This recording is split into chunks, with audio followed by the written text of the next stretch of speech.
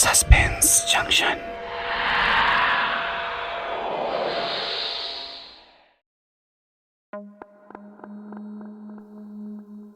গৌর ভুজঙ্গের দশম রাজ্যাব্দে সীমান্তে খনাইল বৈরিবল। প্রজারক্ষা রাজ্যরক্ষা তরে চারিক ছুটিয়া ধায় গুরুভারে। যে স্থানে শিলা তরঙ্গিনী ত্যাজিল আপন পথ, পনস সায়রে আসি থামিল কালের রথ। উত্তর সোপানে স্থিতি করি চাহিবে নয়ন মেলি, বায়ব্য কোণে গুপ্ত আছে আজ্ঞা মহাবলী। রাতের অন্ধকারে চাদর মুড়ি দিয়ে ঝিলের পাশে বড় বড় গাছ আর আগাছার জঙ্গলের ভিতরে একজন এগিয়ে যাচ্ছে, এক হাতে লাঠি আর অন্য হাতে টর্চ নিয়ে। এক জায়গায় থামে সে, নিচু হয়ে কিছু একটা দেখতে যায়। হঠাৎই আচমকা এক ঝটকায় লোকটি মাটিতে পড়ে অজ্ঞান হয়ে যায়। টর্চটা দূরে ছিটকে পড়ে যায়। শীতের রাত, প্রায় 11:30। পুরো গ্রাম জুড়ে নিঝুম রাতের নিস্তব্ধতা। বিশাল বনেদি বাড়ি, 3তলা বাড়ির বিশাল বারান্দার কয়েকটা ছোট আলো ছাড়া আর সব আলো বন্ধ। 3তলার বারান্দায় এক ছায়ামূর্তি নিঃশব্দে হেঁটে চলে যাচ্ছে। 3তলার এক ঘরে হঠাৎ খুব জোরে কাঁসার গ্লাস পড়ার শব্দ হলো। তার প্রায় সাথে সাথেই বিশাল জোরে কারোর পড়ে যাওয়ার শব্দ হতেই একে একে বাড়ির সব ঘরের লাইট জ্বলে উঠল। নমস্কার বন্ধুরা, সাসপেন্স জাংশনের আরেকটি পর্বে আপনাদের স্বাগত। আমাদের আজকের নিবেদন ডোমনা চিতি। ডিসেম্বর মাস, শীতটা এবার ভালোই আছে কলকাতায়। রুডি গতকাল ফোন করে বলে দিয়েছে ব্যাগ গুছিয়ে রেডি হয়ে থাকতে। ভোর 5টায় গাড়ি নিয়ে আসবে আমাকে পিক আপ করতে। আমাদের যেতে হবে একটা কেসের তদন্ত করতে। লালবাজারের এক অফিসারের অনুরোধে যাওয়া। রুদ্রশেখর চ্যাটার্জি ওরফে রুডি ফ্যাশন ফটোগ্রাফিতে যথেষ্ট বিখ্যাত।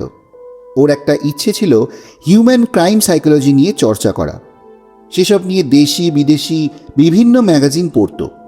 এছাড়াও কোনো ধাঁধা বা রিডলস, সংকেত এসব নিয়েও চর্চা শুরু করে তখন থেকেই। একদিন ফ্যাশন ফটোগ্রাফার হিসেবে সেশনে যখন কাজ চলছিল তখন একজন মডেল মারা যায়। কলকাতা পুলিশ ধরে নিয়েছিল ওটা একটা অ্যাক্সিডেন্টাল ডেথ, কিন্তু রুডি নিজের উদ্যোগে প্রমাণ করে যে ওটা একটা মার্ডার। এরপর থেকেই ওর ডাক পড়তে থাকে লালবাজার এবং ব্যক্তিগত তদন্তের ব্যাপারে। এখন সে বিখ্যাত গোয়েন্দা। তাছাড়াও আমার দাদু মানে আমার মায়ের বাবা নিজে লালবাজারের বড় পোস্ট থেকে সম্প্রতি রিটায়ার করেছেন। সেই সুবাদেও রুডির সাথে লালবাজার গোয়েন্দা ডিপার্টমেন্টের ভালো খাতির রয়েছে। 40 পেরিয়ে গেলেও যথেষ্ট হ্যান্ডসাম। আমি বাপ্পাদিত্য চক্রবর্তী। অল্প বিস্তর অভিনয় জগতের সাথে যুক্ত এবং লেখালেখি করা আমার পেশা। রুডি আমার নিজের ছোট মামা। বয়সে রুডি আমার থেকে 10 বছরের বড়, কিন্তু ছোটবেলা থেকেই আমি ওকে নাম ধরে তুই বলেই কথা বলি। আমরা দুজন একদম বন্ধুর মতো। কোনো তদন্তের কাজে আমি ওর অ্যাসিস্ট্যান্ট। ভোর 5টায় গাড়িতে উঠলাম। তখনও দিনের আলো ফোটেনি। ফাঁকা রাস্তা। আধ ঘন্টার মধ্যেই NH6-এ উঠে গিয়ে গাড়ি দুরন্ত গতিতে ছুটতে লাগলো। রুডি ড্রাইভ করছে, আমি মিউজিক চালিয়ে দিলাম। আরে মিউজিকটা একটু আস্তে কর না। বাবা, গাড়িতে ওঠার পর থেকে তো কোনো কথাও বলছিস না, কোনো প্রশ্নও করছিস না, ব্যাপারটা কি? জানি প্রশ্ন করে কোনো লাভ নেই। হঠাৎ বললি চল যেতে হবে। কোথায় যাচ্ছি, কেন যাচ্ছি কিছুই বললি না, তাই জাস্ট জার্নিটা এনজয় করছি। বাই দ্য ওয়ে, আমরা কি মেদিনীপুরের দিকে কোথাও যাচ্ছি? বুঝলাম। হ্যাঁ, আমরা রায়পুর যাচ্ছি। যাক, কোলাঘাট পৌঁছে গেলাম। খিদে পেয়েছে। একটা নিরিবিলি হোটেল দেখে ব্রেকফাস্টটা করতে করতে বলছি রায়পুরের কেসটা তোকে। ব্রেকফাস্টটা করতে করতে রায়পুরের কেসটা কি কিছুটা শুনে নিয়ে আমরা আবার রওনা দিলাম। ঘাটালের কাছে রায়পুর পৌঁছতে আমাদের প্রায় 4 ঘন্টা লাগলো। রায়পুর শহর থেকে প্রায় 5 কিলোমিটার ভিতরের এক গ্রামে বনেদি সেন চৌধুরী পরিবারের বিশাল বাড়ির সামনে থামল আমাদের গাড়ি। লালবাজারের অফিসার মিস্টার তুহিন সোম রুডিকে একটা নাম্বার দিয়েছিলেন। রায়পুর পৌঁছে ফোন করায় ওই বাড়ির এক সদস্য অমিত সেন চৌধুরী আমাদের ওনাদের বাড়ি পৌঁছানোর ডিরেকশন দিয়ে দেন। অমিত সেন চৌধুরী দাঁড়িয়েছিলেন আমাদের জন্য, প্রায় রুডির বয়সী হবে। নিজে এসে আমাদের মেন বাড়ি লাগোয়া আউট হাউসে নিয়ে গেলেন। ওখানেই আমাদের থাকার ব্যবস্থা, খুবই ভালো ব্যবস্থা। এত বড় বাড়ি, অনেক লোকজন চোখেও পড়ল আউট হাউসে আসার সময়, কিন্তু কেমন যেন থমথমে পরিবেশ। রুদ্র, তুই বোধহয় এখনও আমায় চিনতে পারিসনি। আমরা স্কটিশে একই ক্লাসে পড়তাম, তবে সেই চেহারা অবশ্যই বদলেছে। তবে তোর ফটোগ্রাফি আর তদন্তের সব খবরই আমি রাখি। আমি লালবাজারের অফিসার তুহিন সোমকে তোর কথা বলেছিলাম, উনি আমাদের ঘনিষ্ঠ আত্মীয়। তোর ফোন নাম্বারটা পাইনি, না হলে আমি কল করতাম। আর সঙ্গে নিশ্চয়ই তোর ভাগ্নে কাম একমাত্র সহকারী বাপ্পাদিত্য চক্রবর্তী ওরফে বাপ্পা। ও অমিত, আমি একদম চিনতে পারিনি রে তোকে। ভেরি সরি রে।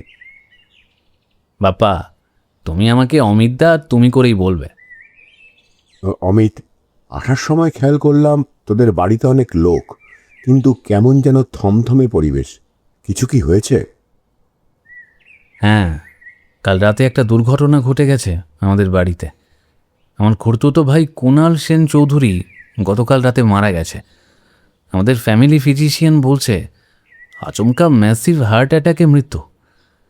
তবে ওর কোনো দিন কোনো শারীরিক অসুস্থতা ছিল না।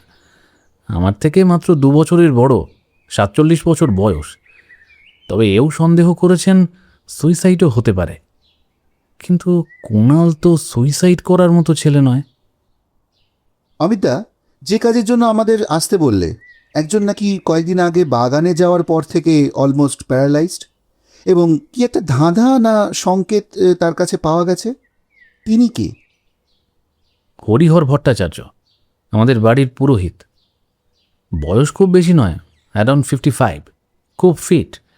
ওনারা 3-4 পুরুষ আমাদের বাড়ির কুলো পুরোহিত, এই পাড়াতেই থাকেন। ওনার কাছে একটা সংকেত লেখা কাগজ পাওয়া গেছে, কিন্তু উনি মনে করতে পারছেন না সেটা উনি কোথায় পেয়েছেন। সেই সংকেত উদ্ধারের জন্য তোমাদের এখানে আসতে বলা, কিন্তু তার মধ্যে এই দুর্ঘটনা। বাই দ্য ওয়ে রুদ্র, কোণালের ডেড বডি এখনও ওই ঘরেই ওইভাবেই আছে। তোরা আসছিস শুনে এখানকার থানার নতুন ওসি কৌশিক মিত্র বডি এখনও নেয়নি। সে কি, বডি তো ডিকম্পোজ হয়ে যাবে। না, উনি ঘরের এসি একদম চিল্ড করে রেখেছেন যাতে সেটা না হয়। আমরা ওই বাড়ির 3 তলার কোণের ঘরে পৌঁছলাম। পুলিশ ঘরটা ক্রাইম স্পট হিসেবে বাইরে থেকে ব্যারিকেড টেপ দিয়ে আটকে রেখেছে। ভিতরে হাড় জমে যাওয়ার মতো ঠান্ডা, আর মেঝেতে চিত হয়ে পড়ে আছে কুণাল সেন চৌধুরীর নিথর দেহ। নাক ফেটে রক্ত জমাট বেঁধে গেছে অনেক আগেই। সারা শরীরে নীলচে ভাব। পাশে একটা কাঁসার গ্লাস পড়ে আছে। গ্লাস থেকে জল পড়ে মার্বেলের মেঝেতে স্টেইন স্পষ্ট।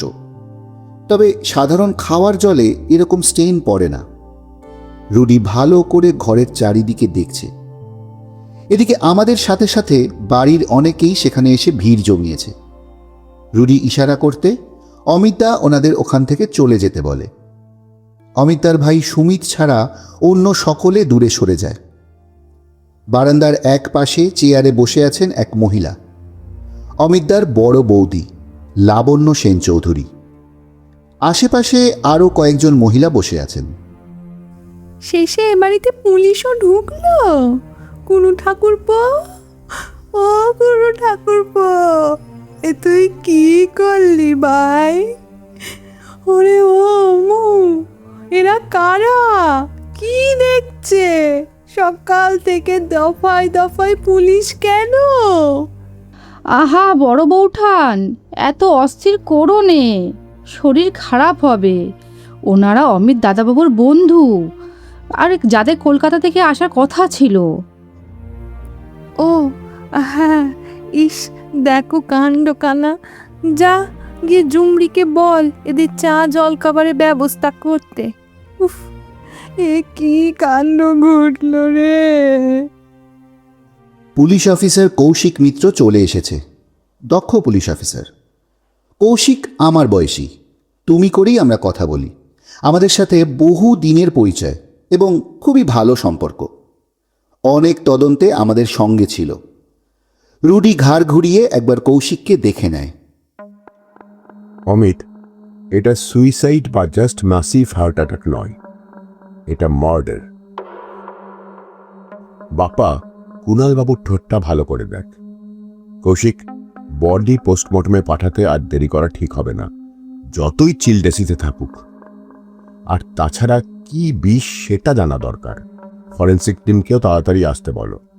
আর একটা কথা, ডাক্তার টাইম অফ ডেথ কখন বলেছেন? ডাক্তারের মতে রাত 11:45 থেকে 12টার মধ্যে মৃত্যু। আমারও সন্দেহ হয়েছিল বিষ থেকে মৃত্যু হতে পারে, কিন্তু ডাক্তার ঘোষ কিছু বললেন না কেন জানি না। ভাগ্যিস অমিতবাবু বললেন যে তোমরা আসছো, তাই আমি বডি রেখে দিয়ে স্পটটাকে ব্যারিকেড করে দিই। তবে তুমি বলার আগেই সব ব্যবস্থা করে ফেলেছি, আর কিছুক্ষণের মধ্যে পুরো টিম চলে আসবে। কিন্তু রুডিদা, তুমি কনফার্ম যে এটা সুইসাইড নয়? 100% কনফার্মড। তবে শুধু পোস্টমর্টমে কাজ হবে না, ভিসেরা করাতে হবে, আর ফরেন্সিকও। সব কটা রিপোর্টই একদিনের মধ্যেই দরকার। আমি লালবাজারের তুহিন সোমকে বলে দিচ্ছি। আর কনফার্ম হতে চাই বিষটা কি। আমরা আমাদের ঘরে এসে হাত মুখ ধুয়ে বসলাম। আমরা ঘরে এসে বসার অল্প কিছু পরেই 4 কাপ চা দিয়ে গেল একজন। দুজনেই সিগারেট ধরালাম। অমিতা এবং ওর ভাই সুমিতা এসে আমাদের সঙ্গে চা সিগারেটে যোগ দিল। রুদ্র, তোদের খাওয়া দাওয়ার ব্যবস্থা এখানেই করা হয়েছে। আচ্ছা, এই নে সেই লেখা যার জন্য তোদের এখানে আসতে বলা। আরে এত কিছুর দরকার নেই, বাড়িতে এত বড় বিপদ ঘটে গেল, আমাদের জন্য ব্যস্ত হতে হবে না। বাপ্পা, পড় তো লেখাটা কি আছে। গৌরভুজঙ্গের 10ম রাজ্যাব্দে সীমান্তে ঘনাইল বৈরী বল। প্রজারক্ষা রাজ্যরক্ষা তরে চারিক ছুটিয়া ধায় গুরু ভারে। যে স্থানে শিলাতরঙ্গিনী ত্যাজিল আপন পথ, পনসায়রে আসি থামিল কালের রথ। উত্তর সোপানে স্থিতি করি চাহিবে নয়ন মেলি, বায়ব্য কোণে গুপ্ত আছে আজ্ঞা মহাবলী। এটা কি কোনো সংকেত? কিন্তু কবেকার লেখা হতে পারে এটা? তবে মনে হচ্ছে এটা আসল লেখা নয়, কপি করা, তাই না? হ্যাঁ, দেখে তো তাই মনে হয়। তাই তোদের সাহায্য দরকার। আচ্ছা শোন, তোরা ফ্রেশ হয়ে নিয়ে একটু রেস্ট নে, আমি ওদিকে যাই। ফরেনসিকের লোকজন চলে এসেছে। আরে আমাদের জন্য চিন্তা করতে হবে না, তুই যা। আমরা কথা বলছি এমন সময় বাইরে কোলাহল শোনা গেল। শুনলাম দীপ বলে একটি ছেলে সরোবরের পাশে একটি জায়গায় হঠাৎ কিসে হোঁচট খেয়ে পড়ে গিয়ে চোট পেয়েছে। বাড়ির কাজের লোকরা ওকে তুলে নিয়ে বসালো। জানা গেল দীপ অমিতদার বাবার আমলের এই বাড়ির ব্যবসা দেখাশোনা করতেন শিবরাম মণ্ডল, ওনার মেয়ের ছেলে। বাবা নিখোঁজ বহু বছর। 2 বছর আগে ওর মা মারা যায়। তারপর থেকে এ বাড়িতেই থাকে। বয়স আনুমানিক 25 হবে। চেহারায় একটা বনেদিয়ানা আছে। রায়পুর কলেজে পড়াশোনা করেছে আর এই বাড়ির দোকান বাজার ইত্যাদি করে থাকে। সাথে আবার এদের পারিবারিক ব্যবসার কাজও করে। ঝুমরি বলে মেয়েটি ওকে ফার্স্ট এড করে দেওয়ার পর দীপকে আমাদের সামনে বারান্দায় বসিয়ে যে যার কাজে চলে গেল। দীপ, কিসে হোঁচট খেয়ে পড়ে গেলে? আসলে বড় মা বলেছিল তাই ওখানে গিয়েছিলাম কলা পাতা কাটতে। এর আগেও গেছি অনেকবার, কিন্তু কিন্তু বিশ্বাস করো, আজ না হঠাৎ মাটি চাপা ঢিপির মতো শক্ত কিছুতে হোঁচট খেয়ে পড়ে গেলাম। যতদূর খেয়াল পড়ছে ওই জায়গায় আগে এরকম কিছু ছিল না। দীপকে নিয়ে আমরা সে জায়গায় গিয়ে দেখি একটা ঢিবি মতো রয়েছে। দীপ, তুমি ঠিক কথাই বলেছ। এটা দেখে মনে হচ্ছে খুব বেশি দিনের নয়। কেউ এই জায়গা খুঁড়েছিল, তারপর ভালো করে মাটি চাপা দিয়ে ঢিপি করে দিয়েছে, যাতে পরে সে খুঁজে পায়। বাপ্পা, ওই দেখ, ঝোপের আড়ালে একটা শাবল আর একটা বেলচা পড়ে আছে। নিয়ে আয় তো, এই জায়গাটা খুঁড়তে হবে। জায়গাটা অল্প খোঁড়ার পর কারুকাজ করা একটা তামার পিলারের মতো জিনিস বেরিয়ে এলো। মনে হলো আরও অনেকটা মাটির নিচে আছে, ওপর দিকটা হেলে রয়েছে। রুডি ভালো করে দেখে বলল, বুঝলি বাপ্পা, যে লোকটা জায়গাটা খুঁড়েছিল তাকে বাহবা দিতে হয়, কিন্তু কিন্তু এটা কি? এটা যাই হোক, এখন এটাকে আগের মতো করে রেখে দিতে হবে। এখন এদিকে কেউ নেই, চলো হাত লাগাও। কুণালবাবুর বডি নিয়ে গেছে পুলিশ পোস্টমর্টমের জন্য। রুডি ওনাদের সাথে কিছু কথা বলে চলে এসেছে। বেলা প্রায় 1টা। আমাদের স্নান সারা হয়ে গেছে। আমরা বারান্দায় বসে খুনের বিষয়ে আলোচনা করছি। দেখি লাবণ্য দেবী খেমতিকে সাথে নিয়ে ভিতর বাড়ি থেকে এখানে হাজির। ঝুমরিও ওদের দেখে রান্নাঘর থেকে বেরিয়ে এসেছে। এই খেমতি, এই টেবিলে দাদাবাবুদের মিষ্টির প্লেটগুলো রাখ। হ্যাঁ বৌঠান, রাখছি। এই ঝুমরি, দাদাবাবুদের জন্য খাবারের জল নিয়ে আয়। এই মিষ্টিগুলো কে নাও। দ্বীপটাও যা কাণ্ড বাঁধালো, তোমাদের খাওয়া দাওয়া দেরি হবে দেখে কেমতিকে দিয়ে মিষ্টিগুলো আনালুম। আর এবেলায় এই গ্রামে অন্য কিছু পাওয়াও যায় না ভাই। হ্যালা ঝুমরি, রান্না কদ্দূর? দ্বীপের ভরসায় যেন বসে থাকিস নে বাপু, তাহলে দাদাবাবুদের খাওয়া দাওয়ার হবে না। সে কি তোমারে বলে দিতে হবে নাকি বৌঠান? দীপ রান্নায় ফিরে গেছে, 1 ঘন্টাও লাগবে নে। দ্বীপের মধ্যে আবার রান্না বান্নাও শুরু করেছিল, শুনলুম নাকি খুব চোট পেয়েছে। যাই হোক ভাই, তোমরা কে নাও ঠিক করে, কেমন? এখন আসি, পরে কথা হবে। চ খেমতি। বৌঠান, তুমি এগো, আমি ঝুমরির হাতে হাতে একটু করে দিই, নয়তো দেরি হয়ে যাবে। ঠিক আছে, তাই করো। লাবণ্য দেবী ভিতর বাড়িতে চলে গেলেন। কিছুক্ষণ পর খেমতি রান্নাঘর থেকে বেরিয়ে এসে চারিদিক ভালো করে দেখে আমাদের কাছে এসে দাঁড়ালো। কিছু জিজ্ঞেস করার আগেই আস্তে আস্তে বলল, কুচকুচে কালো শরীর, জোড়ায় জোড়ায় সাদা ছুরির দাগ, ঢোমনা চিতি। যদি কাটি ঢোমনা ডেকে আন বামনা। আপনারা শহরের লোক, এ নাম জানেননি। কথাটা বলেই খেমতি দ্রুত পায়ে ভিতর বাড়ির দিকে চলে গেল। কোনো কিছু জিজ্ঞেস করার সময় দিল না। খেমতি এগুলো কি বলে গেল? ডোমনাচিতি কি? আর কিরকম অদ্ভুত মহিলা না এই লাবণ্য সেন চৌধুরী?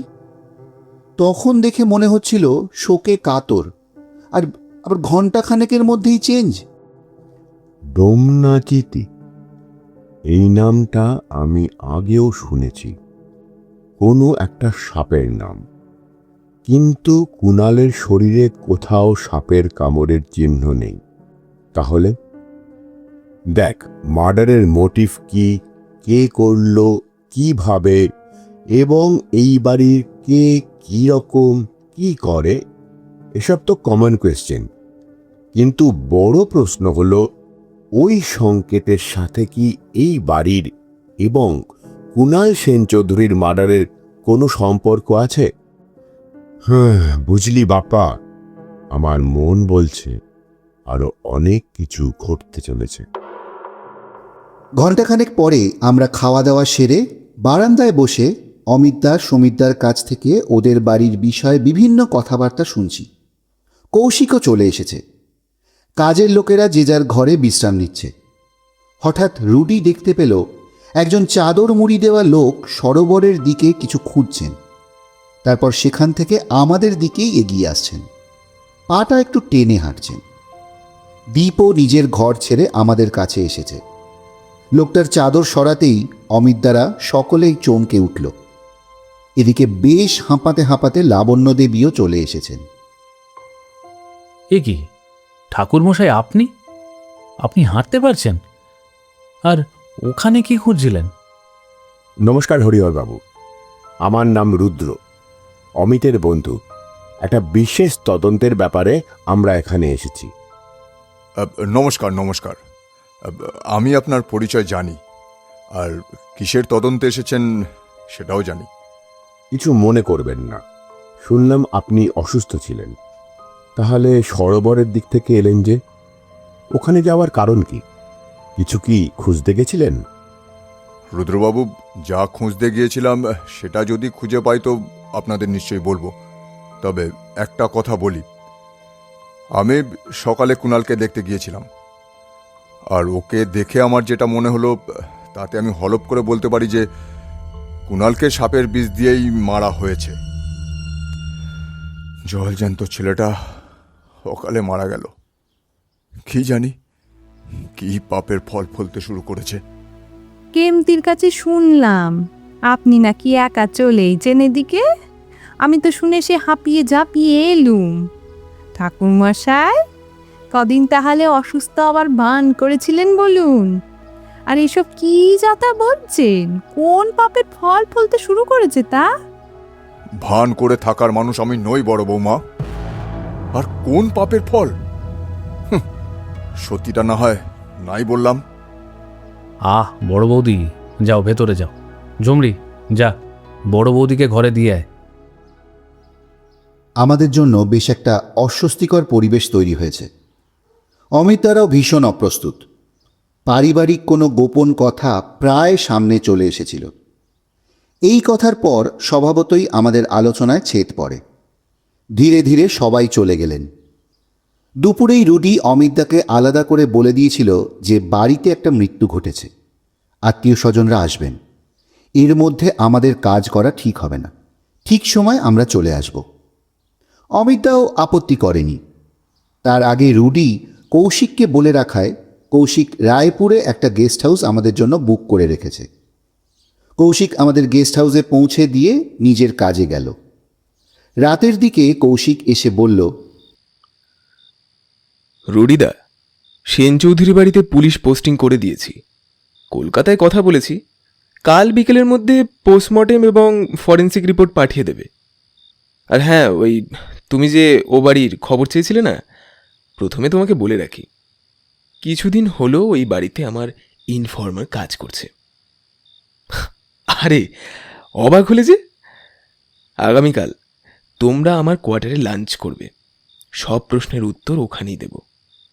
তাছাড়া তদন্তের ব্যাপারে আমার কোয়ার্টারে বসে আলোচনা করাটা বেটার। চলো আজ আসি, গুড নাইট। ওকে, গুড নাইট। Good night. পরদিন খুব সকালে গেস্ট হাউসের সিকিউরিটি গার্ড এসে আমাদের জানালো আমাদের সাথে কে একজন দেখা করতে এসেছে। এখানে আমাদের সাথে কি দেখা করতে আসতে পারে? রুডি লোকটাকে নিয়ে আসতে বলল। দীপ এসেছে। ওকে দেখে আমরা দুজনেই অবাক। দীপ, এত সকালে হঠাৎ এখানে? তোমায় এরকম দেখাচ্ছে কেন? কি হয়েছে? বলছি, অমিতদা আপনাদের কাছে পাঠিয়েছেন, বললো জরুরি কিছু দরকার। ঠিক আছে ঠিক আছে, তুমি হাঁপাচ্ছ, আগে বসো, জল খাও। না না না, ঠিক আছে। কাল রাতে কিংবা শেষ রাতে খেমতি মারা গেছে সাপের কামড়ে, তাই অমিতদা আপনাদের নিয়ে যেতে বললো ওখানে। হোয়াট? সাপের কামড়ে? সবাই বলছে সাপের কামড়, কিন্তু ওটা সাপের কামড় নয় স্যার। ওরকম করে সাপ কামড়ায় না, সে যত বিষধরই হোক না কেন। আমি সকলের আড়ালে অমিতদাকে দেখালাম, কিন্তু কারো মাথাতে এটা এলো না শীতকালে সাপ ঘরের ভিতরে এলো কি করে। আর উনি কৌশিক স্যারকেও খবর দিতে বললেন। দীপ, তুমি নিচে একটু ওয়েট করো, আমরা রেডি হয়ে বেরোচ্ছি। আচ্ছা ঠিক আছে। দীপকে সঙ্গে নিয়ে আমরা গাড়ি নিয়ে বেরোলাম। প্রায় একই সময় আমরা এবং কৌশিক আর পুলিশ ফোর্স পৌঁছলাম সেখানে। বাড়িতে বেশ ভিড় হয়েছে। একদিনের মাথায় বাড়িতে 2টো মৃত্যু। পাড়া প্রতিবেশী সকলের নানা জল্পনা শুরু হয়ে গেছে। আজকে আবার লাবণ্য দেবী খুব উত্তেজিত। আমাদের দেখে এগিয়ে এলেন। এই যে রুদ্র বাবা, তোমরা এইছো? কি ব্যাপার বলো দেখি ভাই, কি হচ্ছে আমাদের বাড়িতে? পরপর দুদিন অপঘাতে মৃত্যু, প্রতিদিন কেমতি কত বড়ে ওঠে। আজ এই দেরি দেখে সকালে অনেক ডাকাডাকি করে দরজায় ধাক্কা দিতে গিয়ে দেখি দরজার ভিতর থেকে খোলা। দরজা বন্ধ না করে শুয়ে পড়লো কি করে? দুবার করে ডাকলাম, কেমতি, এ কেমতি, কোনো সাড়া নেই গো। গায়ে হাত দিয়ে শিউরে উঠলাম, গা বরফের মতো ঠান্ডা। আমি চিৎকার করে সকলকে ডাকলাম, পরে দেখলাম পায়ে সাপের কামড়ের দাগ। এখন এত বড় সর্বনেশ হলো, আমরা কেউ টের পেলাম না। কিন্তু হ্যাঁ ভাই, সাপের কামড়ে মারা গেলে তাতে পুলিশ কেন? অমিতকে শুধুলুম, ও তো কিছুই বলছে না। পুলিশ তো আসবেই বৌদি।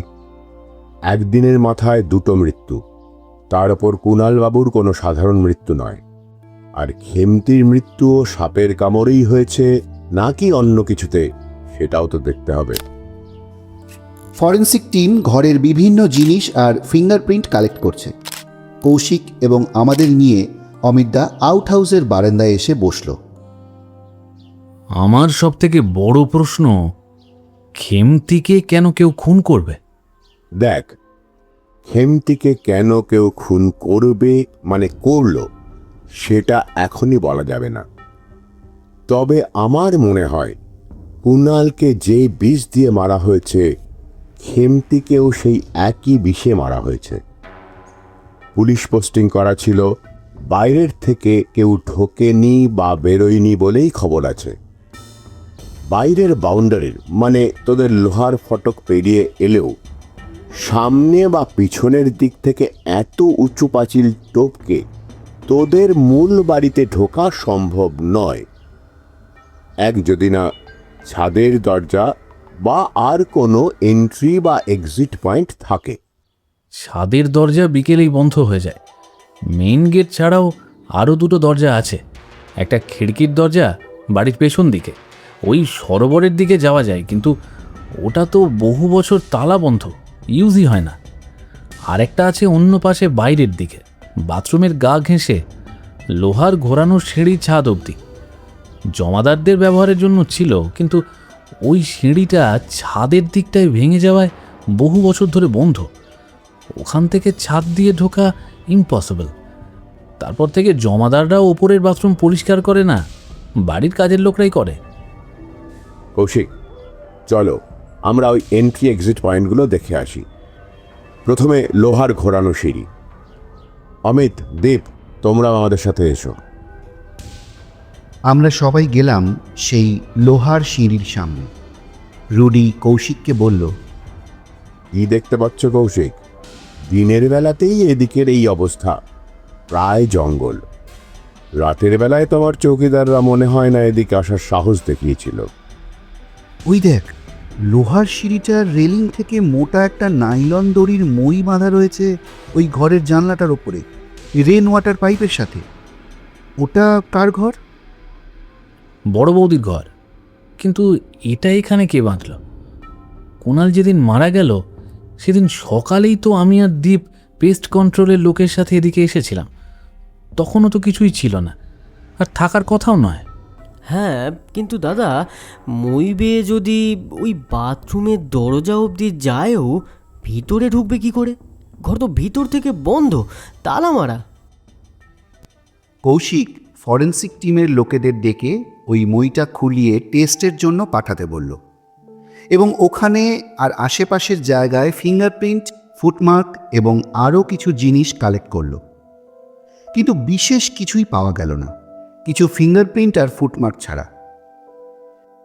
কিছুক্ষণের মধ্যে ফরেন্সিক টিমের কাজ হয়ে গেলে কৌশিক তাদের সাথে কথা বলে এবং তারপর ডেড বডি পোস্টমর্টমে পাঠানোর ব্যবস্থা করে। আমরা ওখান থেকে গেস্ট হাউসে চলে এলাম। বেলা 11টা বাজে। কৌশিক থানায় চলে গেছে ওর কিছু অফিসিয়াল কাজ সারতে। 1 ঘন্টা পরে কৌশিক চলে এসেছে গতকাল রাতের কথা অনুযায়ী আমাদের ওর কোয়ার্টারে নিয়ে যাওয়ার জন্য। রুডি ওর কাজ সারছিল, কৌশিককে ইশারায় বসতে বলল। আচ্ছা, দুটো খুন নিশ্চয়ই একই কারণে নয়? একজন বাড়ির মালিকপক্ষ আর একজন কাজের লোক। সাসপেক্ট লিস্টে এখনো কারা রয়েছে? মনে হয় না একই কারণে। সাসপেক্ট লিস্টে সবাই আছে, এমনকি আমার বন্ধু অমিত সেন চৌধুরীও সাসপেক্টেড। অমিত সেন চৌধুরী মানে তোর কলেজের বন্ধু? কিন্তু আমাদের ডেকে এনে নিজে খুন করবে, তাও আবার আমরা যেদিন এসে পৌঁছলাম ঠিক তার আগের রাতেই। কলেজের সব বন্ধুদের সাথে আমার যোগাযোগ আছে, কিন্তু কলেজে আমার ক্লাসে অমিত বলেই কেউ ছিল না। যাব বাবা, সে কি রে? তাহলে তুই শুধু অভিনয় করে গেলি? থাক, ওসব এখন বাদ দে। লালবাজারে মিস্টার তুহিন সোমের সাথে কথা বলতে হবে। তবে কৌশিক, যখন শুনলাম কদিন ধরে ওই বাড়িতে তোমার ইনফর্মার রয়েছে, তারপর থেকে রায়পুরের সেন চৌধুরী ফ্যামিলির ব্যাপারে কৌতূহলটা বেড়েই গেছে। সেন চৌধুরী ফ্যামিলি এক রহস্যময় ফ্যামিলি। এদের পূর্বপুরুষদের নিয়ে অনেক মিথ আছে, তবে লাস্ট 2 জেনারেশনে আভিজাত্য, কিচ্ছা, কেলেঙ্কারি সবই আছে। তবে রুডিদা, একটা কারেকশন আছে, সেন চৌধুরী বাড়ি কিন্তু রায়পুরে নয়। ওই গ্রামটার নাম কাঁঠাল পুকুরিয়া, রায়পুর থানার আন্ডারে গ্রাম পঞ্চায়েত। আরে সব কথা কি এখানেই বলবে? এবার চলো। বনেদি জমিদার বাড়ির অন্দরে অনেক কেচ্ছা কেলেঙ্কারি থাকে, আর সেইগুলো চাপা দিতে তারা অনেক দূর যেতে পারে। আমরা কৌশিকের কোয়ার্টারে গেলাম। লাঞ্চ সেরে কোয়ার্টারের সামনে লনে বসে কথা বলছি, এমন সময় দীপ এসে হাজির। কি ব্যাপার দীপ, হঠাৎ তুমি এখানে? আরে রুডিদা, দীপই হচ্ছে আমার অফিসিয়াল ইনফর্মার, আরেকজনও আছে, একটু পরেই চলে আসবে। দীপ, সেন চৌধুরী বাড়িতে তো তুমি অনেক দিন আছো, আবার ওই বাড়িতেই ইনফরমারের কাজে। ব্যাপারটা বেশ অদ্ভুত। সত্যি কি ওই বাড়িতে কেউ জানে না যে তুমি পুলিশের অফিসিয়াল ইনফর্মার? হ্যাঁ, 2 জন জানে, একজন ঝুমরি আর একজন যিনি আমাদের ওই বাড়িতে প্রথম নিয়ে গিয়েছিলেন তিনি। ও বাবা, আবার ঝুমরিও? আর কে তোমাদের ওই বাড়িতে নিয়ে গেছিলেন? ওদের দুজনকেই সেন চৌধুরী বাড়িতে নিয়ে আসেন পুরোহিত হরিহর ভট্টাচার্য। উনি ওদের বলেন বাড়ির সব খুঁটিনাটি বিষয়ে নজর রাখতে। তবে ওরা পুলিশের ইনফর্মার হয়ে ওঠে কিছুদিনই আগে। আমার কাছে 2 জন লুকিয়ে এসে বলে ওই বাড়ির লোকজনদের কাজকর্ম, ব্যবসা সব খুব সন্দেহজনক। বলতে পারো আমি তখন ওদের পুলিশের ইনফর্মার হওয়ার প্রস্তাবটা দিই। কৌশিকের কথা শোনার পর রুডি কিছু বলতে যাবে, দীপ ইশারায় থামতে বলল। দেখলাম গেটের সামনে পুলিশের জিপ থেকে সেন চৌধুরী বাড়ির পুরোহিত হরিহর ভট্টাচার্যকে নিয়ে ঝুমরি বাইরের মেন গেট খুলে আমাদের দিকে এগিয়ে আসছে। হরিহরবাবুর ডান কাঁধে একটা ঝোলা ব্যাগ। কৌশিকও বেশ অবাক হয়েছে। হঠাৎ হরিহরবাবুকে নিয়ে ঝুমরি এখানে এলো কেন? হরিহরবাবুকে দেখে দীপও অস্বস্তিতে পড়েছে। হরিহরবাবু আসার পর ঝুমরি ওনাকে একটা চেয়ার এগিয়ে দেয় বসার জন্য। স্যার, ঠাকুরমশাই অমিত দাদাবাবুকে বললেন ডাক্তার দেখাতে যেতে চান, আমাকে ওনার সাথে যদি পাঠান দাদাবাবু। অমিত দাদাবাবু আপনাদের সিকিউরিটিকে বলে আপনাদের গাড়িতেই আমাদের আসার ব্যবস্থা করে দেন। ঠাকুরমশাই বাড়ি থেকে গাড়িতে উঠে বড় রাস্তায় এসে আপনার ড্রাইভারকে বলেন ডাক্তারের কাছে নয়, আপনার কাছে নিয়ে যেতে। বলুন হরিহরবাবু, কি দরকার? হ্যাঁ, আপনি এদের সামনেই বলতে পারেন, আপনার যা বলার আছে। আসলে আমি আপনার কাছে এসেছিলাম এই রুদ্রবাবুর সঙ্গে দেখা করিয়ে দেওয়ার জন্য। ডাক্তার দেখানোর কথা না বলে আসলে ওরা সন্দেহ করত, হয়তো আসতেই দিত না। তা রুদ্রবাবুরা যখন এখানেই রয়েছেন তখন তো ভালোই হলো। আচ্ছা, অমিত কি আপনাকে বলেছে যে আমি ওই সংকেত পাঠ উদ্ধারের জন্য আপনার কথা বলি? কারণ আমি আপনাদের দুজনের দুঃসাধ্য রহস্য সমাধানের কথা কাগজে পড়েছি আগে। অমিত প্রথমে গুরুত্ব দেয়নি, পরে বলল আপনি নাকি ওর কলেজের বন্ধু। তাই নাকি? অমিতের সাথে অত ডিটেলসে কথা হয়নি। তবে আপনি নাকি কিছুতেই মনে করতে পারছিলেন না কাগজটা আপনি কোথায় পেয়েছেন। আরেকটা রিকোয়েস্ট, আপনি আমার বয়োজ্যেষ্ঠ, তাই কোনো বাবু আপনি করে নয়, আমাকে শুধু রুদ্র তুমি করেই ডাকবেন। আচ্ছা, বেশ বেশ, তুমি করেই বলবো। আসলে অমিত আগেই জানতো কাগজের কথাটা, তবে কোথা থেকে পেয়েছি সেটা ওকে বলিনি। অজ্ঞান হয়ে যাওয়ার পর অমিত অনেকবার জিজ্ঞাসা করে আমায়, তখন বলেছিলাম যে মনে করতে পারছি না। হরিহরবাবুর কথা শুনে রুডি আমার আর কৌশিকের দিকে তাকিয়ে একবার মুচকি হাসল। হরিহরবাবু ওনার ব্যাগ থেকে কতগুলো ভাঁজ করা কাগজের মধ্যে থেকে 3টে কাগজ বের করে টেবিলের ওপর রাখলেন। তারপর খুব ধীরে একটা সুন্দর রূপোর বক্স বের করে তার থেকে একটা সোনার মোটা চেন আর সোনার লকেট এবং আরেকটা দামি পান্না বসানো বড় সোনার আংটি বের করে দেখিয়ে সেগুলো আবার রূপোর বক্সের মধ্যে রেখে রুডির হাতে দিলেন। রুডি রূপোর কৌটোটা ভালো করে দেখে টেবিলে রেখে দিয়ে ভাঁজ করা কাগজগুলো খুলে পড়তে লাগলো। দেখলাম রুডির রূপোর বক্স দেখার ধরন এবং কাগজগুলো মনোযোগ দিয়ে পড়তে দেখে হরিহরবাবুর মুখে একটা তৃপ্তির হাসির রেশ। কৌশিকও রূপোর বক্সের সুন্দর কারুকাজ দেখে রেখে দিল টেবিলে। এই দামি জিনিসগুলো যে সকলেরই বেশ কৌতূহল বাড়িয়েছে সেটা বোঝাই যাচ্ছে। রুদ্র, এই রূপোর বাক্সের সোনার হার, আংটি আর এই কাগজের লেখাগুলোর সাথে এই ডায়েরিটা আমাকে দিয়েছিলেন অজিত কৃষ্ণ সেন চৌধুরী। সোনার হার ও আংটির বিষয়ে পরে আসছি। উনি বলেছিলেন এগুলো কিন্তু বিভিন্ন জায়গায় রয়েছে। প্রথম লেখা যে কাগজটা তোমরা পেয়েছ সেটা একটা মন্দিরের গায়ে পাথরের ফলকে লেখা আছে। অজিতবাবু ওনার মৃত্যুর কয়েক মাস আগে এগুলো দিয়ে যান। এসব জানার আগে আমার কতগুলো প্রশ্ন আছে। হ্যাঁ, বলো না, কি জানতে চাও?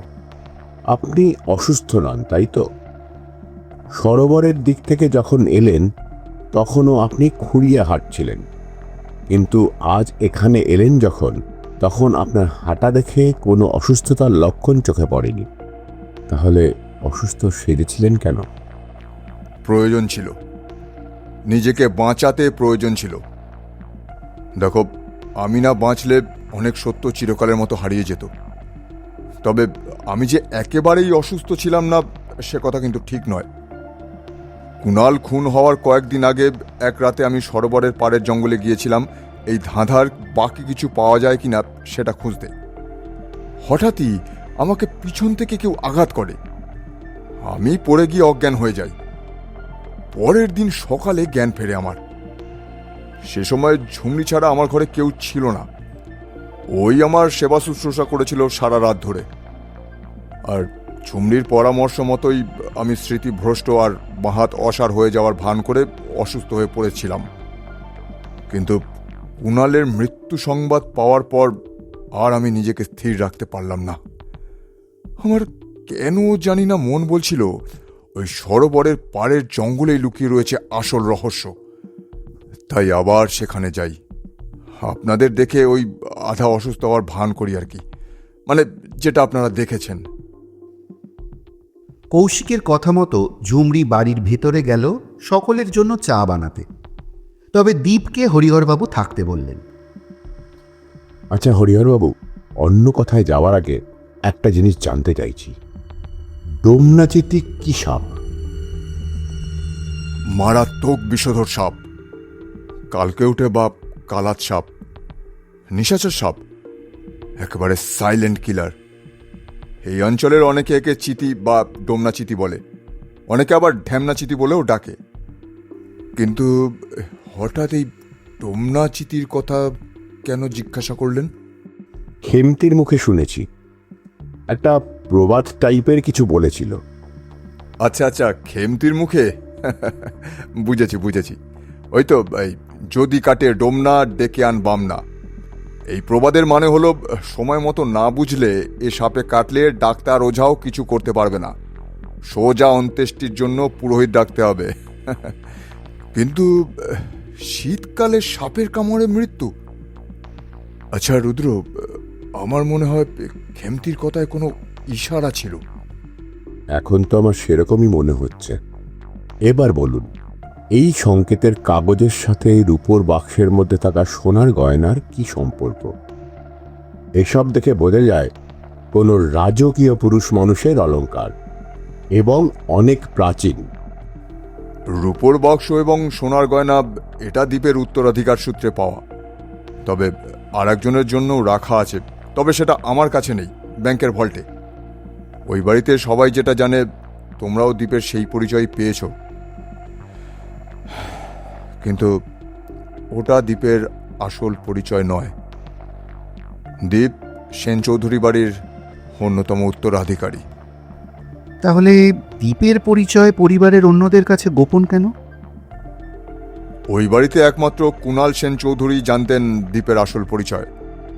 তবে যার বন্ধুর পরিচয়ে তোমরা এসেছো, সেই অমিত এবং তার ভাই সুমিত দুজনে কিন্তু সেন চৌধুরী বংশের সন্তান নয়। কি বলছেন আপনি? যা বলছেন তার সত্যতা প্রমাণের কিছু আছে কি? ওরা কি জানে যে ওরা ওই বাড়ির কেউ নয়? হরিহরবাবু, এই গুপ্তধনের সংকেত, এই মার্ডার কেসগুলোর মেরিট ডিমেরিটস অনেক কিছুই কিন্তু নির্ভর করছে আপনার সঠিক তথ্য প্রমাণের ওপর। হ্যাঁ, একদমই তাই। তাহলে শোনো, কুণাল সেন চৌধুরীর ঠাকুরদা বিনয় কৃষ্ণ সেন চৌধুরীর দুই ছেলে। বড় ছেলের নাম ছিল অজিত কৃষ্ণ আর ছোট ছেলের নাম ছিল অজয় কৃষ্ণ। এই অজয় কৃষ্ণর এক ছেলে কুণাল। অজিত কৃষ্ণের দুই ছেলে, বড় ছেলে কুশল, যার স্ত্রী লাবণ্য, এবং ছোট ছেলে কিরণ। অজিত বাবুর স্ত্রী রমা দেবীরা দুই বোন ছিলেন, রমা এবং সুরমা। সুরমা দেবীর স্বামী ছিলেন অমিয় রায়। বাঁকুড়ার জোদ্দার অমিয় রায় এবং ওনার ভাই ছিলেন অত্যন্ত ব্যভিচারী এবং লোভী মানুষ। প্রচুর সম্পত্তি ছিল, কিন্তু ওনার চরিত্রের জন্য সর্বস্ব খুইয়ে ফেলেন। একদিন গ্রামের লোকেদের হাতে খুন হন দুই ভাই। অজিত কৃষ্ণ তখন সুরমা দেবীকে নিয়ে আসেন এই সেন চৌধুরী বাড়িতে। সাথে সুরমা দেবীর দুই ছেলে, 4 বছরের অমিত এবং 3 বছরের সুমিত। কুশল আর কিরণ তখন অনেকটাই বড়।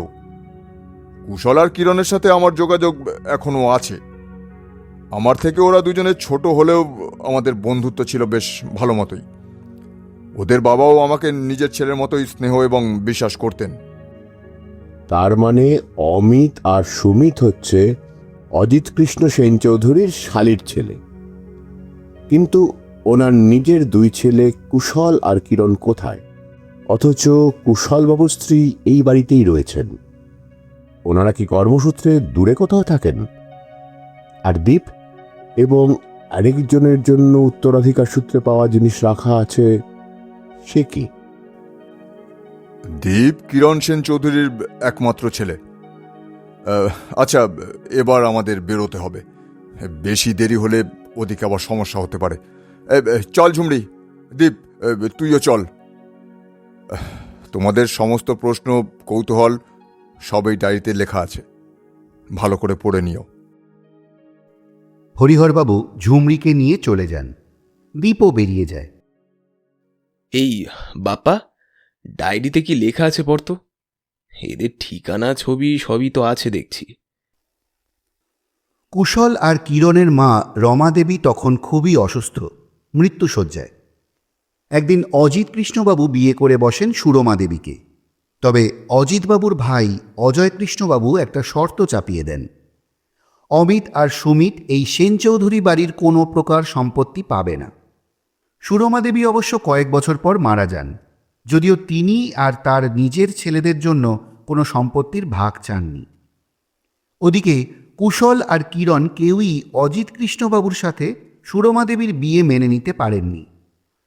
সুরমা দেবী মারা যাওয়ার আগে ওনাদের এক আত্মীয়র মেয়ে লাবণ্যকে কুশলের সাথে বিয়ে দিয়ে এই বাড়ির বউ করে আনেন। কুশল চিরকাল একটু নির্বিরোধী ছেলে। এই সব দেখে কিরণ বেরিয়ে যায় বাড়ি ছেড়ে, যদিও গোপনে নিজের দাদার সাথে তার যোগাযোগ ছিল। ঘটনাটা প্রায় 27 বছর আগের। দীর্ঘদিন সংসার করেও লাবণ্যর সাথে কুশলের বনিবনা হয় না। তার অবশ্য অনেক কারণ ছিল। অজিতবাবুর অমতে কুশল বাড়ির ব্যবসা ছেড়ে কলকাতায় চলে যায় নিজের ভাই কিরণের সংসারে। কিরণ কলকাতার কলেজে পড়তো, সেখানেই পরমা বলে একটি মেয়ের সাথে প্রেম এবং বিয়ে। কিরণ নিজেও খুব করিতকর্মা ছেলে ছিল, নিজের ব্যবসা শুরু করে দিয়েছিল এবং তার দাদা কুশলও যোগ দেয় সেই কাজে। 25 বছর আগে কিরণ পরমার ঘরে জন্ম নেয় শঙ্খদীপ সেন চৌধুরী ওরফে দীপ। 10 বছর আগে অজিত কৃষ্ণ সেন চৌধুরী কাউকে কিছু না জানিয়ে হরিহরবাবুকে নিয়ে কলকাতায় যান। সেখানে গিয়ে উনি ওদের কাছে ক্ষমা চেয়ে দীপের ভার তুলে নেন নিজের কাঁধে এবং সম্পত্তিও লিখে দেন ওদের নামে। 2 বছর আগে দীপের জন্য রূপোর বাক্সে গয়না গোপনে দিয়ে যান হরিহরবাবুর কাছে এবং ওনার নির্দেশ মতো দীপকে এনে ব্যবসার কাজে লাগানো হয়। ডায়েরিতে লেখা এবং হরিহরবাবুর দেওয়া ইনফরমেশন। কৌশিক, এখনই কলকাতার ঠিকানায় ক্রস চেক করো। এই ঠিকানা তো আমার বন্ধু সন্তুর পাড়ায়, এখনই ফোন লাগাচ্ছি।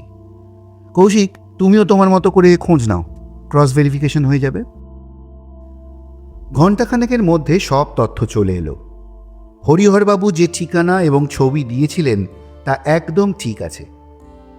কিছুক্ষণের মধ্যে কুণাল সেন চৌধুরী এবং খেমপির পোস্টমর্টম এবং ভিসেরা রিপোর্ট চলে এলো কৌশিকের কাছে। ফরেন্সিক রিপোর্ট আসতে আরও 1-2 দিন লাগবে। দুজনের মৃত্যু খুব হাই ডোজের নিউরোটক্সিন বিষে। রিপোর্টটা হাতে পেয়েই রুডি ওর এক ফরেন্সিক টক্সিকোলজিস্ট বন্ধুকে ফোন করল। ফোনে কথা বলতে বলতে রুডির মুখ গম্ভীর হয়ে গেল। ওকে, থ্যাংক ইউ। দুজনের শরীরেই নিউরোটক্সিন, মানে ডোমনাচিটি, যাকে ভালো বাংলায় বলে কালকিউটে, অনেক সময় কালনাক, মানে কালাচ সাপের বিষ। কৌশিক, এখনই দীপ, হরিহর ভট্টাচার্য এবং ঝুমরিকে অ্যারেস্ট করো। আমরা 3 জনের কেউ যাব না। কুশল আর কিরণ সেন চৌধুরীর নাম্বার তো পাওয়া গেছে, ওনাদেরও ফোন করতে হবে। কৌশিক লেডি পুলিশ সহ ফোর্স পাঠালো দীপ, হরিহর ভট্টাচার্য এবং ঝুমরিকে অ্যারেস্ট করে আনতে। রুডি কুশল সেন চৌধুরীকে ফোন করল। হ্যালো। হ্যালো। কুশল সেন চৌধুরী বলছেন? হ্যাঁ, বলছি। নমস্কার, আমি প্রাইভেট ইনভেস্টিগেটর রুদ্রশেখর চ্যাটার্জি বলছি। আমাদের এখানে পুলিশের লোক এসেও খোঁজ নিল। আচ্ছা, কি কি ব্যাপার বলুন তো? কাল সকালে অবশ্যই আপনি, আপনার ভাই কিরণবাবু এবং ওনার স্ত্রী পরমা দেবী আপনাদের পৈতৃক বাড়ি কাঁঠালপুকুরিয়ায় চলে আসবেন।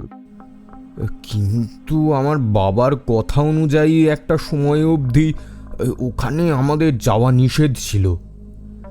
আচ্ছা, আমাদের ছেলে মানে কিরণের ছেলে দীপ ঠিক আছে তো? আপনার বাবার নিষেধের সময় শেষ হয়েছে। দীপ ঠিক আছে, কিন্তু দীপ ছাড়াও আপনার যে নিজের মেয়ে এখনো জীবিত আছে সেটা জানেন কি? হ্যাঁ, কি কি যাতা বলছেন রুদ্রশেখর বাবু? আমার মেয়ে কোথায়? উত্তরটা কাল সকালে এলে পেয়ে যাবেন। আসতেই হবে, নয়তো আপনারা সকলেই বিপদে পড়বেন। এটা কি হলো? কুশলবাবুর মেয়ে কোথা থেকে এলো? হরিহরবাবুর ডায়েরিটা তুই ভালো করে পড়িসনি, শেষের পাতাটা ভালো করে পড়। দীপ, হরিহর ভট্টাচার্য এবং ঝুমরিকে নিয়ে আসা হলো কৌশিকের বাংলোয়। হঠাৎ করে এরকম করে ওদের পুলিশ নিয়ে আসায় 3 জনেই খুব হতবাক এবং চোখে মুখে ভয়ের ছাপ। আপনাদের কোনো ভয় নেই, আপনাদের সেফ কাস্টাডিতে নিয়ে আসা হলো। কাল সকালে আমাদের অভিযান, কাল অনেক অজানা কিছু সামনে আসবে। পরদিন খুব সকালে উঠে রুডি, আমি, কৌশিক, পুরো পুলিশ ফোর্স, সাথে দীপ, হরিহর ভট্টাচার্য এবং ঝুমরিকে নিয়ে রওনা হলাম হরিহরবাবুর প্রথম সূত্রের গন্তব্যে।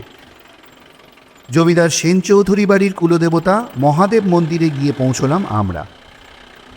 কথা মতো পুলিশ পাহারায় নিয়ে আসা হয়েছে লাবণ্য দেবী, অমিত এবং সুমিতকে। কিছুক্ষণের মধ্যেই এসে পৌঁছলেন কুশল সেন চৌধুরী, কিরণ সেন চৌধুরী এবং ওনার স্ত্রী পরমা সেন চৌধুরী। কুশল এসে সরাসরি প্রশ্ন করলেন, রুদ্রশেখর বাবু, এ তো আমাদের কুলদেবতার মন্দির, এখানে কিসের জন্য? হ্যাঁ রে অমিত, দেখছিস তোর বড়দার মনে আছে, এটা কুল দেবতার মন্দির। এ মহিলা নিশ্চয়ই ঠাকুরপো মানে কিরণের বউ। তা তুই এদের কবর দিয়েছিলি আসতে? বড় বৌদি থামো, আর অশান্তি বাড়িও না। বোধহয় রুদ্র ডেকেছে ওদের। তবে রুদ্র, তোকে বলা হয়নি, বড়দা ছোড়দার কিন্তু এই বাড়ির কোনো কিছুতেই কোনো অধিকার নেই। শুনলে তো রুদ্র, কিন্তু সকলকেই কুলদেবতার মন্দিরে তলব কিসের জন্য? বিশেষ করে যারা পরিবার ছেড়ে চলে গিয়েছিল তাদের কিসের জন্য? বাড়িতে দুটো লোক মারা গেল বললে সেটাকে খুন বলছো? খুনিরা কি এখানেই আছে? হ্যাঁ অমিত, আমিই ডেকে পাঠিয়েছি ওনাদের। ওনাদের কি অধিকার আছে না আছে সেইগুলো পরে দেখা যাবে। বৌদি, খুনিরাও আজই ধরা পড়বে। আর কিছু মনে করবেন না বৌদি, আজ আপনারও অনেক ভুল ভাঙার দিন। তবে সকলকে একটা কথা বলে দিই, কেউ কোনো রকম চালাকির চেষ্টা করবেন না। আপনাদের চারিদিকে পুলিশ ঘিরে রেখেছে। হরিহরবাবু মন্দিরের গর্ভগৃহের থেকে ডাক দিলেন। রুদ্র, এই এই গর্ভগৃহের দেওয়ালে লেখাটা একবার দেখো।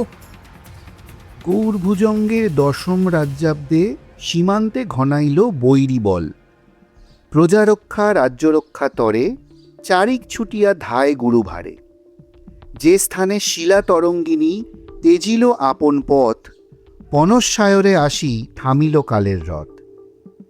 উত্তর সোপানে স্থিতি করি চাহিবে নয়ন মেলি, বায়ব্য কোণে গুপ্ত আছে আজ্ঞা মহাবলী। রুদ্র, মানে কিছু বুঝতে পারলে? হ্যাঁ হরিহরবাবু, গৌরভুজঙ্গের দশম রাজ্যাব্দে। গৌরভুজঙ্গ মানে রাজা শশাঙ্কের কথা। যদিও হর্ষবর্ধনের সভাকবি বানভট্ট রাজনৈতিক বিদ্বেষ নিয়ে এই উপাধি ব্যবহার করেছিলেন।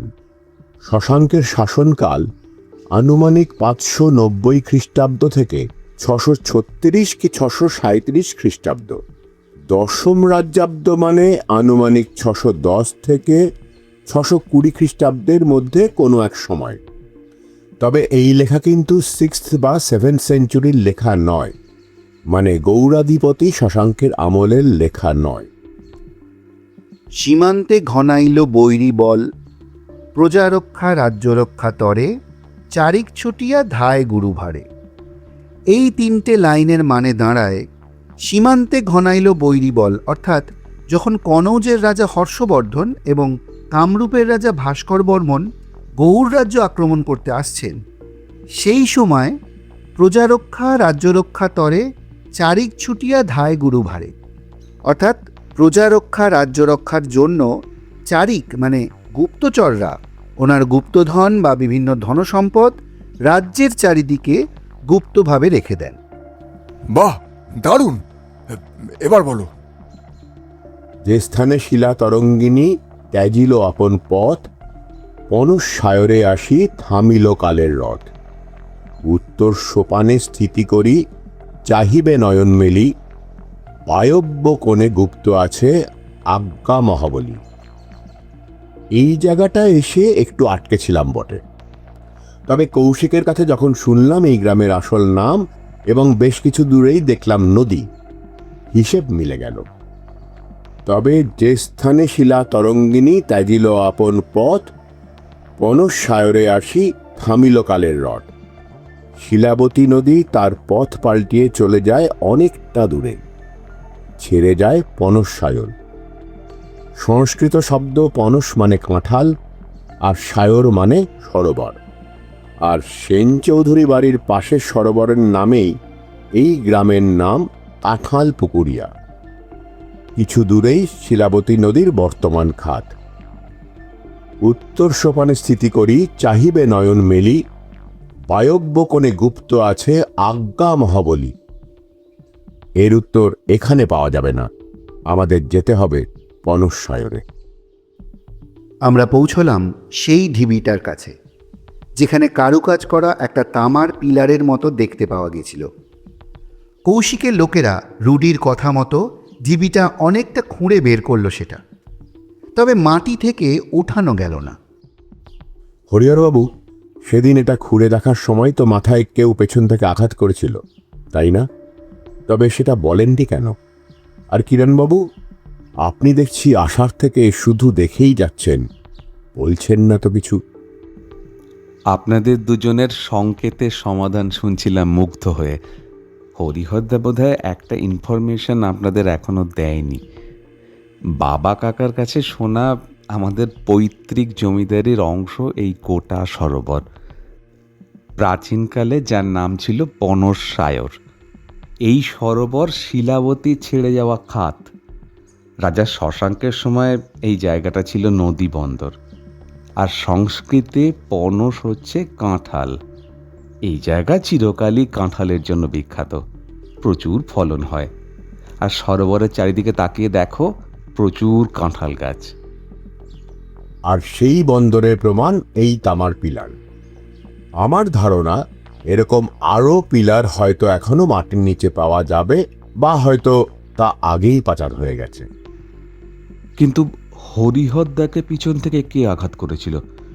আর কুনাল, তারপর খেমতি, তাদের মৃত্যু রহস্য কি?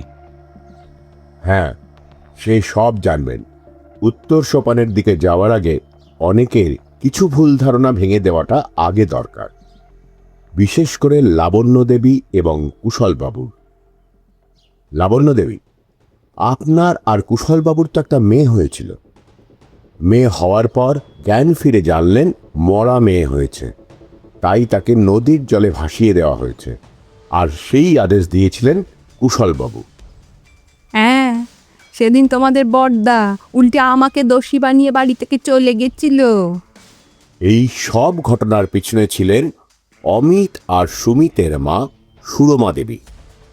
কুশল এবং কিরণ সেন চৌধুরীকে বাড়ি ছাড়তে বাধ্য করা, ওনাদের সম্পত্তি থেকে বঞ্চিত করে নিজের দুই ছেলের জন্য কায়দা করে সম্পত্তি লিখে নেওয়াও ছিল ওনারই একটা প্ল্যান। এই রুদ্র, এইসব তুই কি বলছিস? আমার মা এসব কাজ করতেই পারে না। আপনি এসব কথার কি কোনো প্রমাণ আছে? প্রমাণ ছাড়া রুদ্রশেখর চ্যাটার্জি কোনো কথা বলে না। সে সময় আপনাদের বাড়িতে কাজ করত খেমতির মা পলা। পলাকে দিয়ে সেই সদ্যজাত মেয়েকে সুরমা দেবী নদীতে ভাসিয়ে দিতে বলেন। তার জন্য অনেক টাকাও দেন, কিন্তু পলা সে কাজ করেনি। লুকিয়ে বাচ্চাকে নিয়ে হরিহর বাবুকে বলেন সে কথা। হরিহর বাবু সেদিনই গোপনে দুজনকে রেখে আসেন দূরে এক আশ্রমে। আর তার কিছুদিন পরে উনি কুশলবাবুর বাবাকে সেখানে নিয়ে যান, আর পলার কাছ থেকে সত্যি ঘটনা জানতে পারেন অজিত কৃষ্ণবাবু। উনি আপনার মেয়ের সমস্ত খরচের ব্যবস্থা করে দেন। আপনার সেই মেয়ে হচ্ছে ঝুমরি, আর দীপ হচ্ছে কিরণবাবুর ছেলে। ওরা দুজনেই যথেষ্ট শিক্ষিত। ওরা এই বাড়িতে পরিচয় গোপন করে না এলে ওদের দশাও কুনাল আর খেমতির মতোই হতো। ঝুমরি আর দীপকে জড়িয়ে ধরে কান্নায় ভেঙে পড়লেন লাবণ্য দেবী। কিরণবাবু স্ত্রীকেও নিজের কাছে ডেকে নেন। হরিহরবাবুর কথায় সবাই ধাতস্থ হয়ে এগিয়ে যাই উত্তর সোপানের দিকে। পথ দেখিয়ে নিয়ে যায় কিরণবাবু সরোবরের অন্য পারে। জানা গেল ওটা উত্তর দিক। একটা ভাঙাচোরা পাথরের ঘাট রয়েছে। সেখানে দাঁড়িয়ে রুডি মোবাইলের কম্পাসে দেখে নিল উত্তর পশ্চিম দিক কোনটা। উত্তর সোপানে স্থিতি করি চাহিবে নয়ন মেলি, বায়ব্য কোণে গুপ্ত আছে আজ্ঞা মহাবলী। বায়ব্য কোণ মানে বায়ুকোণ, অর্থাৎ উত্তর পশ্চিম দিক। এই দেখ রুডি, এখানে মাটির নিচে একটা প্রাচীন ইটের তৈরি কাঠামো অর্ধেক ডেবে রয়েছে। এটা ছিল আমাদের প্রাচীন নহবতখানা।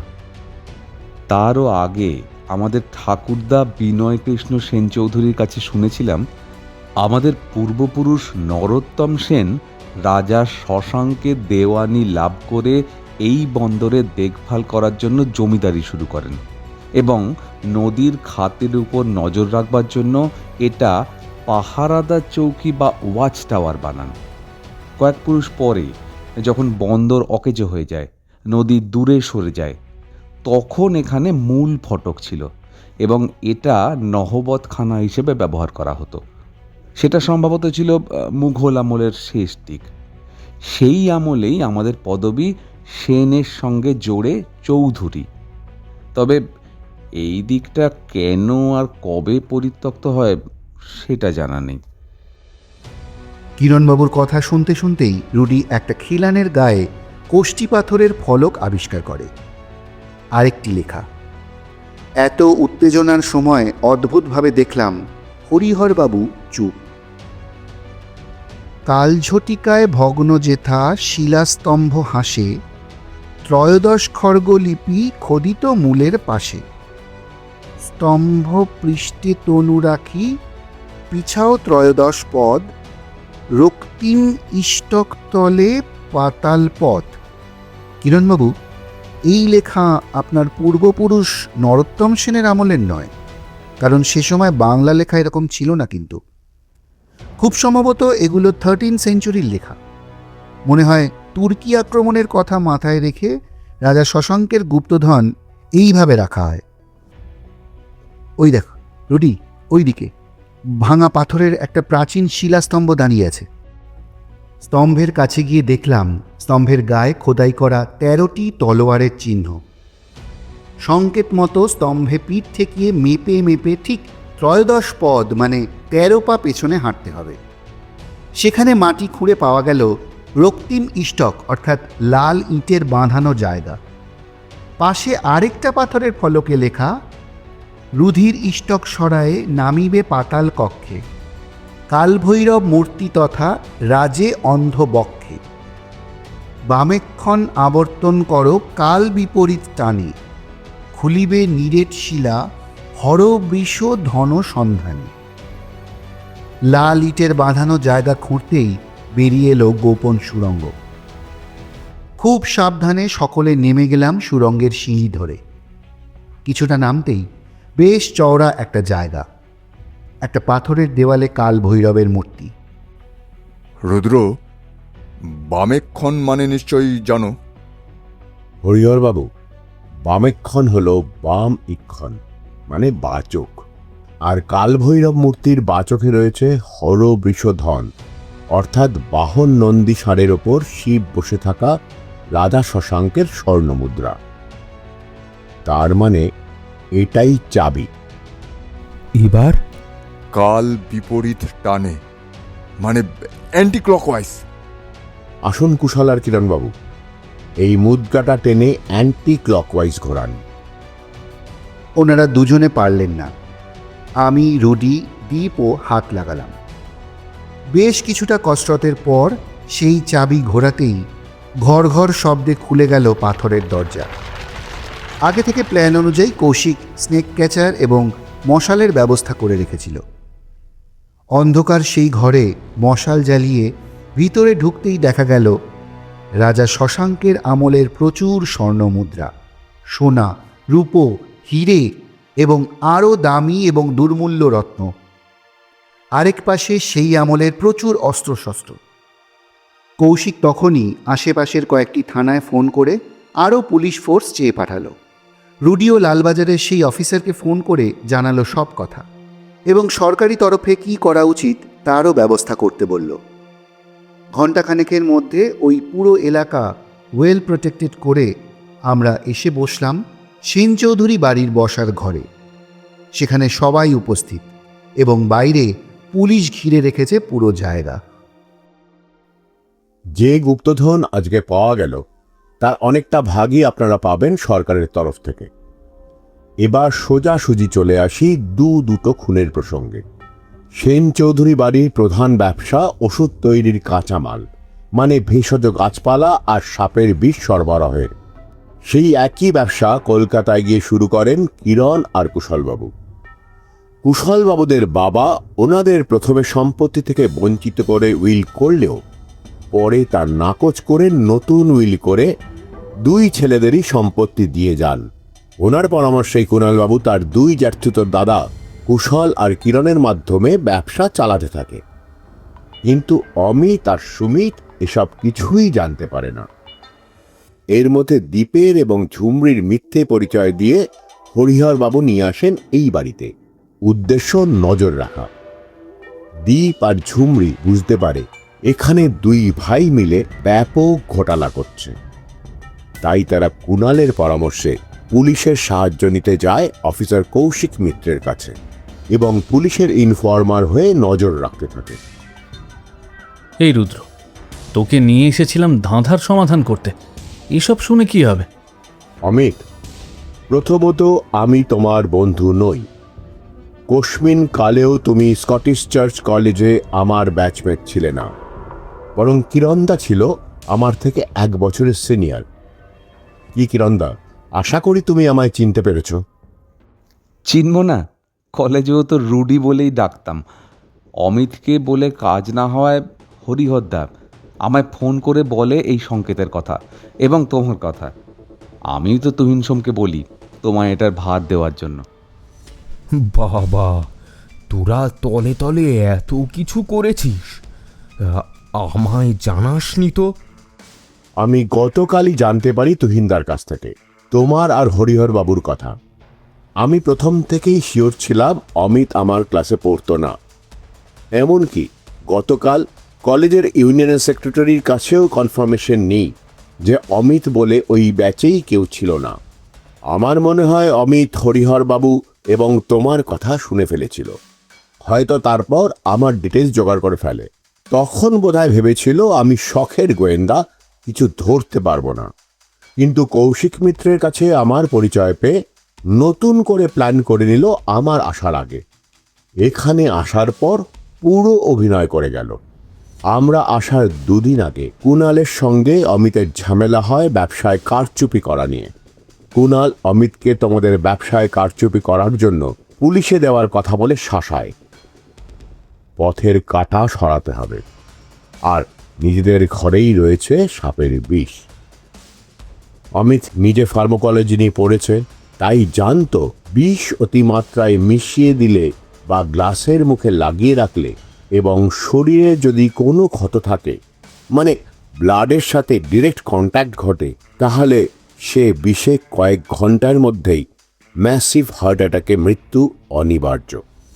কুণালের ঠোঁট ফাটত শীতকালে, এটা সবাই জানতো। নিউরোটক্সিন, যা ডোমনাচিতি বা কালাত সাপের মারাত্মক বিষ। সে রাতে সবাই খাওয়া দাওয়া সেরে যে যার ঘরে ছিল। সেই সময় কুণালের সাথে মিটমাট করার অছিলায় 2 ভাই তার ঘরে যায় এবং সুযোগ বুঝে নিজেদের কাজ সেরে ফেলে। কিন্তু খেমতিকে কে মারল আর কেন? খেমতি প্রথমে টার্গেট ছিল না। খেমতি অন্যকে বাঁচাতে গিয়ে নিজের জীবন দিল। যে ঘরে খেমতিকে মৃত অবস্থায় পাওয়া যায়, ওটা তো আপনার ঘর ছিল লাবণ্য দেবী। কি ঠিক তো? আপনি কিছু বলবেন না? তার মানে খেমতির খুনের সাথে লাবণ্য জড়িত? না কুশল, লাবণ্যকে বলতে দে। তোর এই হড়বড় করে ডিসিশন নেওয়া এবার বন্ধ কর। অনেক ক্ষতি হয়ে গেছে।